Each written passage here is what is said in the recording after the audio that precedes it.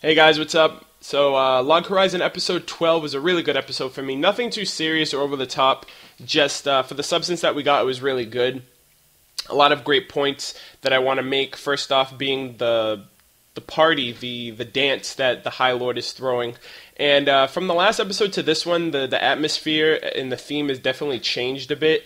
Last episode, I felt that it was a lot more tense and a lot more uncertain because both parties, the people of the land as well as the round table, didn't know about each other. They didn't know about their intentions and stuff like that, and they were just both really curious about each other. This episode around, I feel because of the music, the people dancing, the conversationing, all that stuff, it definitely laid to rest some of the hostile uncertainties of each party. From Shiro and them being there, dancing, having a good time with everyone. It's clear that they're not there for any negative influences or anything like that. So I like the change of scene as well as the music. The music was pretty badass. The music was pretty awesome. I like that part too.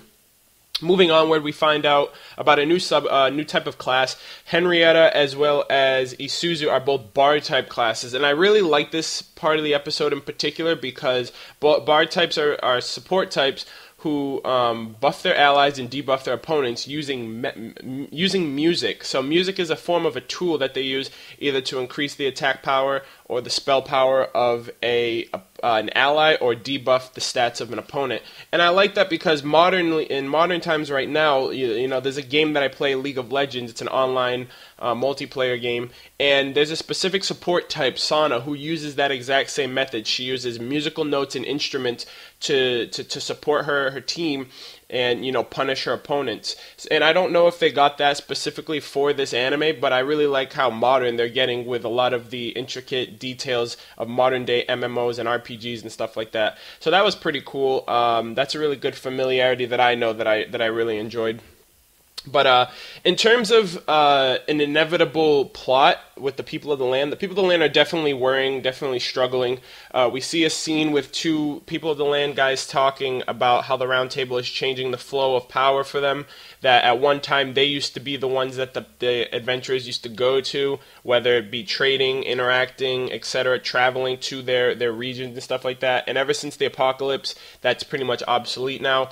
The people of the land aren't really getting the recognition they deserve or the recognition they want, and they're not really assets to the adventurers anymore. Adventurers at one point, if they needed something, if they didn't have something, if they needed money, they'd go to people of the land and talk to them for a quest to help them out. If the people of the land needed something, they'd expect adventurers to go to them, help them out with a mission that you're like, hey, go grab me, 5 furs from these wolves or something like that, something random that they would need. Now that they have no interaction with the adventurers, they're really in a bind because now they don't know how much of a use that they'll be. Obviously, and on top of that, because adventurers can now create their own items, so that's an even less need for the people of the land. It's like, if I don't have something, I'm not going to go on a quest to go and find it, or do a request for an NPC. I'm just going to create it myself. And this is definitely shocking to them because it's not something that they're used to. So I'm wondering how they're going to do that. Obviously, that's one of the reasons why the round table has been brought to them, so they can talk about, hey, these are the things that we have our concerns with. You guys are changing the game too much, and it's not benefiting us. So I'm looking forward to that as well. But the part of the episode, the second half of the episode that really got me was the forest of La Grande with the summer training kids. You got Tohya, Minori, Sarara, Isuzu, and Rundle, and they're all in a group. And pretty much at this episode, they're not going to have Naotsugu and Nayanta with them. They're all going into the dungeons. They're going to train by themselves, and I really like that because I really want to see more development from Tohya and Minori, especially.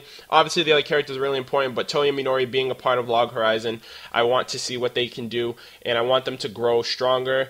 Being a part of this great guild, and since they're really young, they have so much potential to grow into stronger characters.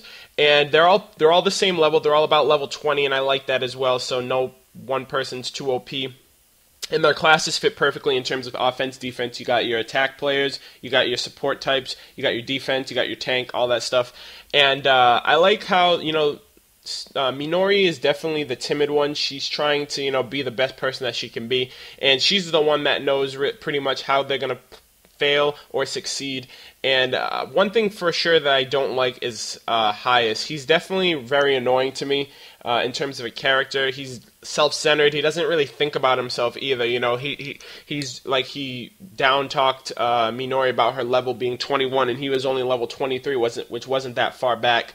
And you know, he's just pretty oblivious to the fact that he's being a nuisance to these players, and he doesn't even know it. He's not really a team player as well. He definitely was showing off when he was using his fireballs on those skeletons, and they're very dysfunctional as well. You know, one person tries to overtalk the other player. They don't have really a formation, a team formation, which is what Minori was trying to get at. And Shiro definitely taught her well, so hopefully she can come together, because they had to run away from a bunch of the skeletons at the end because their coordination was really off. But I'm looking forward to that more than anything in the next episode. I want to see if they can overcome it by themselves, you know, and work together as a team, because those 5 kids right there, they're perfect. They're a perfect team. They could literally, if they started their own guild and they knew the stuff that, you know, Shiro, Natsugu, Akatsuki know, they'd be pretty set. But other than that, that's pretty much all I got for the episode. The end of the episode looked like Krusty, the representative of the round table, is going to be talking to the princess a bit, getting some information from her. I'm not sure, but I'm really looking forward to it. Like I said, this episode was pretty okay, you know, nothing too serious, but for the substance it was very enjoyable for me. But let me know what you guys thought in the comments. Let me know about the episode, anything I talked about in between, anything I didn't mention. Also, be sure to like, comment, and subscribe to my channel if you haven't already. I'd really appreciate that, guys, and I'll catch you guys next week for episode 13. Peace.